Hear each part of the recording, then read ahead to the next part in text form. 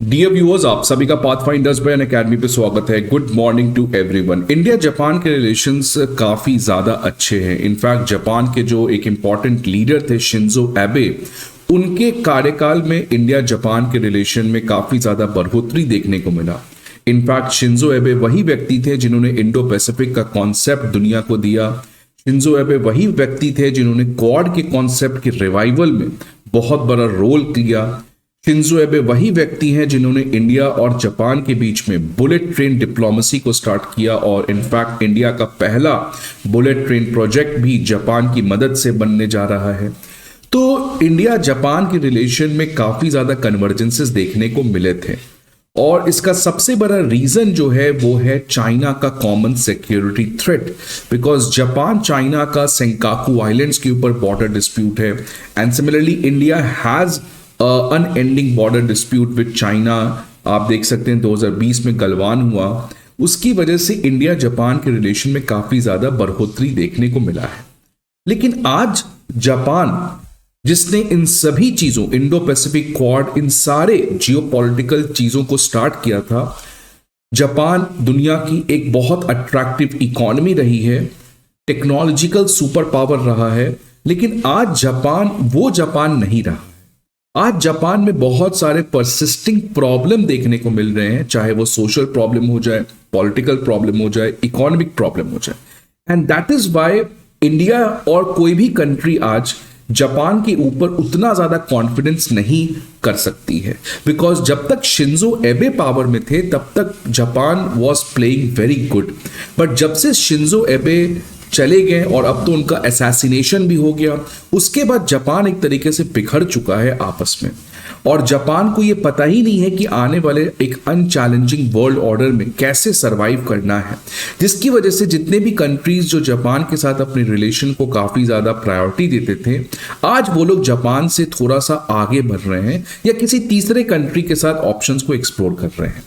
इसी कॉन्टेक्स्ट में हुआ क्या है कि भारत सरकार जो बुलेट ट्रेन प्रोजेक्ट को बना रही है, अहमदाबाद से लेके मुंबई तक जो जापान बना रहा है, अब भारत सरकार ने कहा है कि वो जापान के अगेंस्ट ऑल्टरनेटिव ढूंढेगी, कि जापान के ऊपर भरोसा नहीं है कि जापान बुलेट ट्रेन के प्रोजेक्ट को टाइम पे कंप्लीट कर पाए।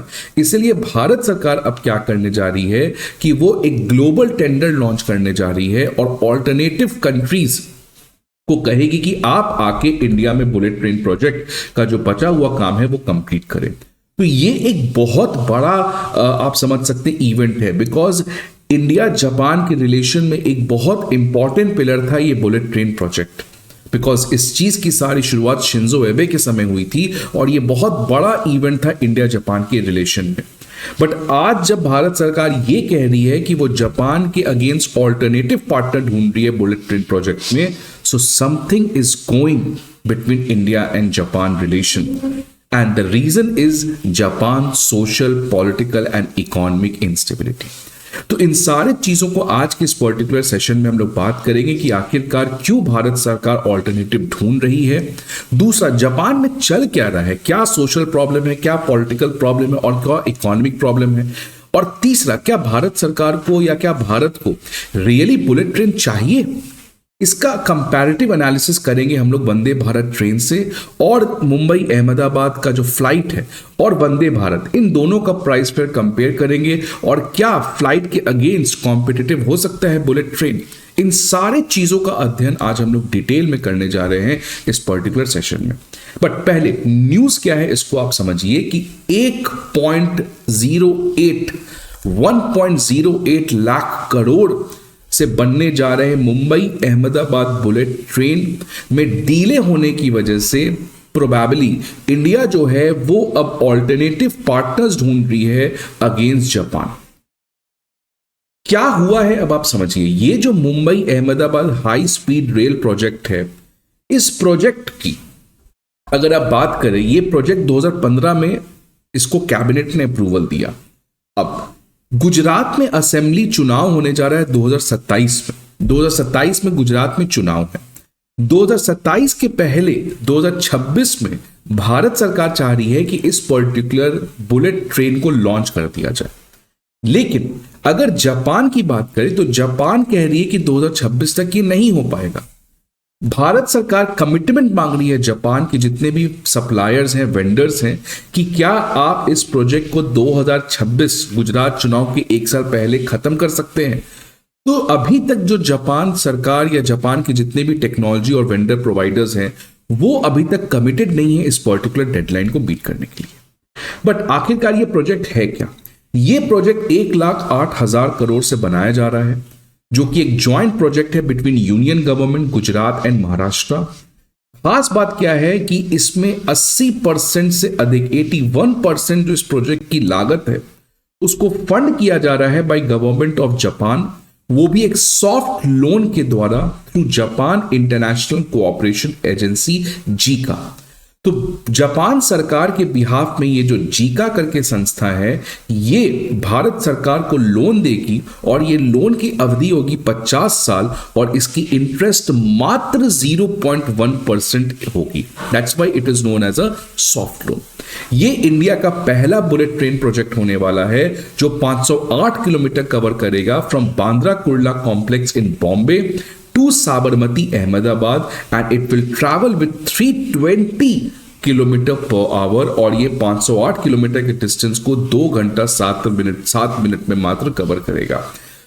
ये मैप आप देख सकते हैं, साबरमती से ये स्टार्ट होगा और मुंबई के बांद्रा कुर्ला कॉम्प्लेक्स तक ये जाएगा और टोटल डिस्टेंस की 508 है जिसको ये मात्र 2 घंटा 7 मिनट में कवर करेगा। सो ये आपका एक बुलेट ट्रेन के बारे में आपको आइडिया दे दिया। अब आगे बढ़ने के पहले एक इंपॉर्टेंट इंफॉर्मेशन आप सभी स्टूडेंट्स के लिए कि 20 नवंबर से हमारे पैचेस हमारे चारों ऑफलाइन सेंटर्स में करोल बाग, मुखर्जी नगर, पटना, प्रयागराज में स्टार्ट होने जा रहे हैं at a very special price of 79,999।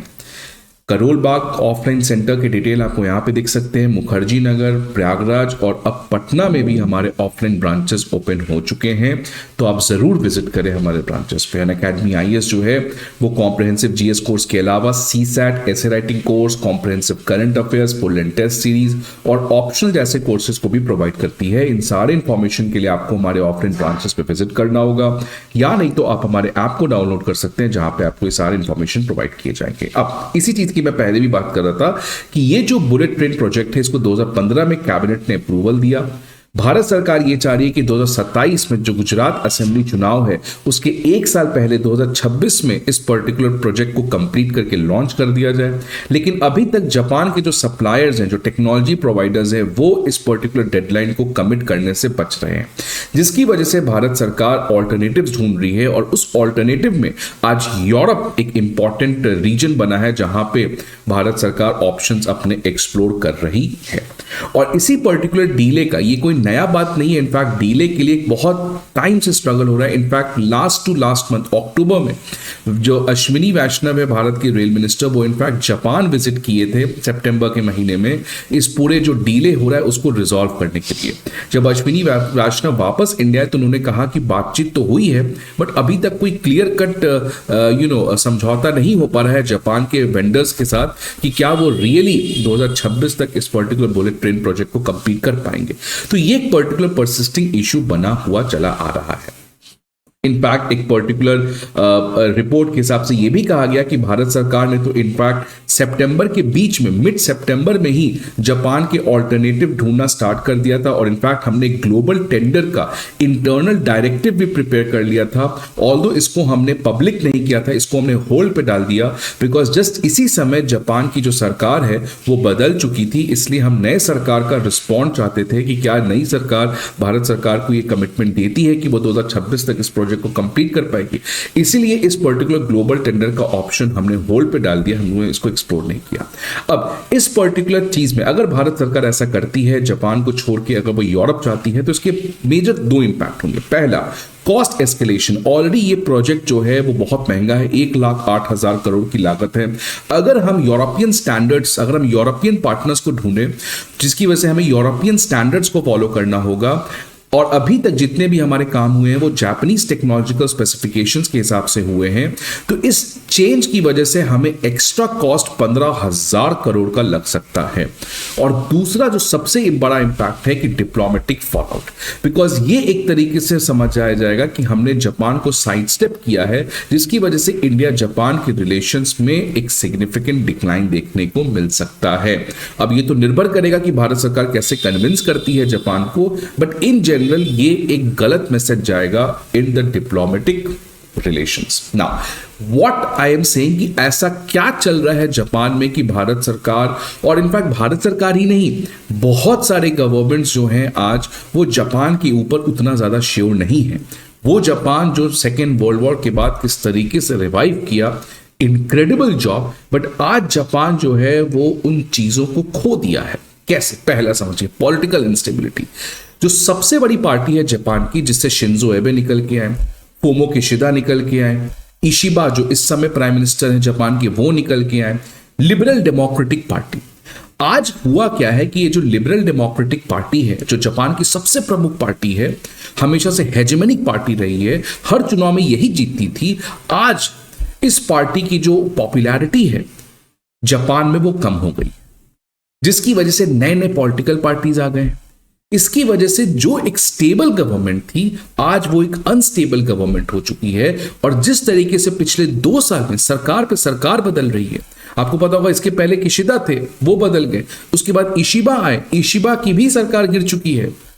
तो जापान में जिस तरीके से पॉलिटिकल इंस्टेबिलिटी है, और ऐसा नहीं कि ये खत्म हो जाएगा, आने वाले टाइम में होगा, बिकॉज जापान में शिंजो एबे के बाद उस तरीके का कोई पॉलिटिकल लीडर इमर्ज ही नहीं कर पाया है, and that is why Japan is suffering its worst political crisis after second world war. Japan की इकोनॉमी की बात करें, ऑलरेडी जापान की इकोनॉमी पिछले कई साल से स्लो डाउन देखने को मिली है, बट रीसेंट टाइम्स में जो जीडीपी ग्रोथ रेट है, जो इन्फ्लेशन है, और जो जापानीज इकोनॉमी का कर्ज है, वो सिग्निफिकेंटली बढ़ा है, जिसकी वजह से जापान की इकोनॉमी में आज एक बहुत बड़ा प्रॉब्लम देखने को मिल रहा है। और इसके बाद जो सोशल प्रॉब्लम है, आपको पता है कि Japan is a ageing country. अगर आप बीबीसी के रिपोर्ट के हिसाब से देखें तो 1 in 10 people now aged 80 years or old, और अगर इसको हम 60 ईयर ओल्ड कर देंगे तो ये 1 इनफैक्ट 4 हो जाता है। So that is why Japan जो है वो आज जिस तरीके का डेमोग्राफी से गुजर रहा है, वो भी उसके लिए डिसएडवांटेज है। तो political crisis, economic crisis and social crisis, इन तीनों को मिला दो, और plus it's national security challenge which is coming from China, और उन चीजों को झेलने के लिए जापान खुद बहुत सारे डोमेस्टिक प्रॉब्लम से गुजर रहा है। तो दैट इज व्हाई जापान आज, इनफैक्ट सेकेंड वर्ल्ड वॉर के बाद, Japan has to make bold decision, Japan has to take the right decision, otherwise Japan जो भी पाया था वो सब खो देगा, जिस तरीके से चीजें वहां पे चल रही है। Now let's do the critical analysis. पहला, कि क्या जरूरत है भैया चुनाव के पहले लॉन्च करने का? यही प्रॉब्लम है डेमोक्रेसी में। चुनाव की वजह से आप क्रिटिसाइज करते हो श्रीलंका को, आप क्रिटिसाइज करते हो बाकी कंट्री को कि चुनाव की वजह से आप एंटी इंडिया कैंपेन कर रहे हो। आपको क्या जरूरत हो गया चुनाव के पहले इस तरीके से हड़बड़ा के 15,000 करोड़ का एक्स्ट्रा खर्च करके, जापान के साथ डिप्लोमेटिक रिलेशंस बिगाड़ के? लेट इट बी, जब ये प्रोजेक्ट नेचुरली खत्म होता है तब ये खत्म होगा। Why there is a rush to launch it before elections? तो यही प्रॉब्लम है डेमोक्रेसी के कंपल्शन की वजह से। दूसरा, क्या इंडिया को रियली बुलेट ट्रेन चाहिए? मैंने एक एनालिसिस किया, अगर आप देखेंगे 17 दिसंबर का वंदे भारत एक्सप्रेस मुंबई सेंट्रल से अहमदाबाद चलती है, 5 घंटा 30 मिनट देती है। अगर हम बुलेट ट्रेन की बात करें तो वो 2 घंटा 15 मिनट लगभग लेगी, मतलब आधा कर देगी इस टाइप को। इसका खर्च है वंदे भारत ट्रेन का 1365। अगर मान लीजिए बुलेट ट्रेन आ जाता है जो टाइम को आधा कर देगा, तो मुझे लगता है फेयर जो है, जो इसका दर किराया है, वो भी दुगना हो जाएगा। मान लीजिए 1365 को मैं डबल कर दूं तो ये बन जाएगा लगभग 26 या 2700 बन जाएगा।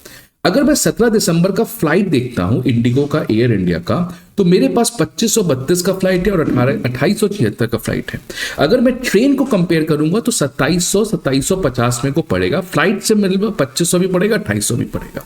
नाउ द क्वेश्चन इज कि whether do we really need bullet train? क्या बुलेट ट्रेन की जरूरत है? क्यों नहीं हम एग्जिस्टिंग एविएशन सेक्टर को और ज्यादा स्ट्रॉन्ग करें, या वंदे भारत एक्सप्रेस का ही थोड़ा सा स्पीड एनहांस करें?